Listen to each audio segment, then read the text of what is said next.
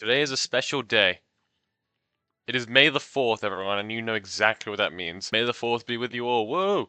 But also, most importantly, today was the finale of Maul's Shadow Lord. And if you 19 people have watched my latest video on it, which was like, I think it was 2 weeks ago, a week ago, I was talking about how the show was going in a really good direction.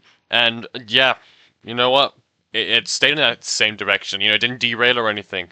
Right train, right track, right messenger, right message. It was phenomenal. I woke up at roughly about 9 a.m. just so I can get my sorry ass downstairs, sit on the couch, prepare myself a nice little breakfast meal, and just watch episodes 9 and 10. This is probably the most dedicated I've been to a show since, I don't even know. It's been a while since I've watched shows when they premiered. Probably Obi-Wan, but Obi-Wan was a bit shaky, to be honest.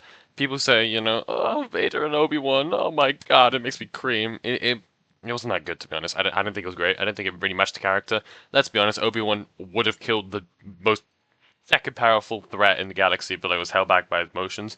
It didn't really add up in my eyes. I think there should have been some sort of like thing blocking between the two. But anyways, that's in the past. That was like 3 years ago. Let's focus on the present now, okay? Spoilers ahead, by the way. So, and also the thumbnail is not a spoiler. They revealed it like 2 days ago. It was like I guess, a promo leak thingamajiggy. Episodes 9 and 10 were probably the best written animated thing Star Wars produced so far. Like Disney have produced something actually like amazing. Dave Filoni and Sam, I think Ritter, that's the voice of Maul. Oh my goodness, what a dynamic duo. Maul absolutely shone in this one, if you count episode 10, I guess. But we'll start with episode 9.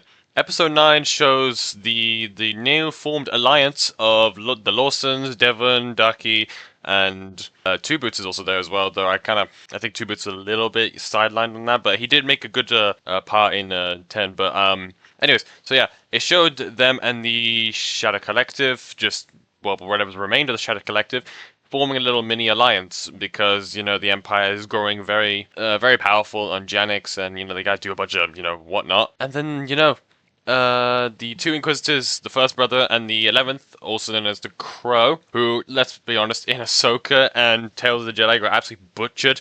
In Ahsoka, I'm pretty sure the first brother was already dead, so I'll let that one slide. But the 11th brother got absolutely mauled to death, no pun intended, by Ahsoka. And I mean, this might be some crazy Ahsoka upscale, but Ahsoka is pretty powerful, so I don't really blame it all too much. I'm like really nerding out here, but whatever. Anyway, so then it just commences with the whole fight between the two Inquisitors and the three, well, not Jedi, but one Sith, former Sith, and two Jedi. And it's a bit of a back and forth. It's a nice little fight scene, in my opinion, where they're trying to escape.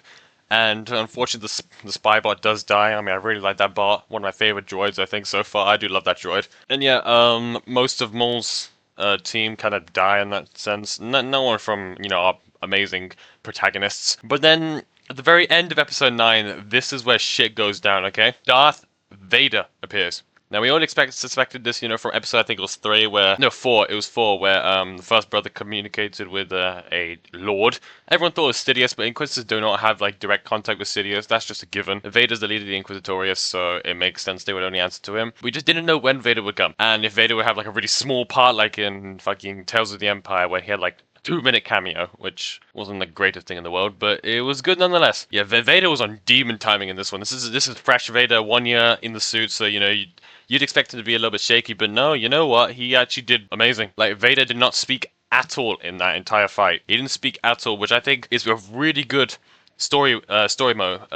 motive, movement, whatever. It's a really good story. In other words, it was really good that he didn't do that. It was a really good story element. Yeah, it was a really good story element that they didn't actually show any dialogue for him or have any dialogue of Vader speaking. The reason I say that is because it just reminds us that Vader does not even need to speak to basically just strike fear. Like, in that whole fight, Maul was like on the ropes. He had Maul on ropes, right? It was like butt fucking him back, left, right, and center. One strike from Vader was equivalent to like maybe 5 from Maul. That's how powerful he was in that case. And again, I said spoilers in the beginning. I'll say spoilers again. Yeah, Ducky dies by Vader, which is kind of expected, to be honest. Someone had to die. You don't live to see another tale with Vader, to be honest, unless you're Cal Kestis, Ahsoka, and Obi-Wan, and up like maybe 5 other people, I guess. But in general, you don't live to see another day. And also the whole if you encounter Vader, you'll never be the same again thing kind of happens again. Devon also taps in a little bit to the dark side as well, with the whole red lightsaber, and it's a bit of a story, I guess, motif, like kind of a cool pathetic fallacy in a way. I don't know. But yeah, overall that episode was like, oh my goodness, it was great. I'm not that much of a theory talker, to be honest. Again, I'm just spewing random nonsense out of my mouth. But if you want to go see like maybe an analytical video, go watch like Star Wars theory or something like that. But oh my god, I just wanted to share my opinion on this episode. This was like beautiful, okay? And season 2's been greenlit as well, so I can't wait to see what Filoni has in store for that. But yep, no more Mondays anymore. But well, I loved it. I loved it, honestly. And that's all I have to say.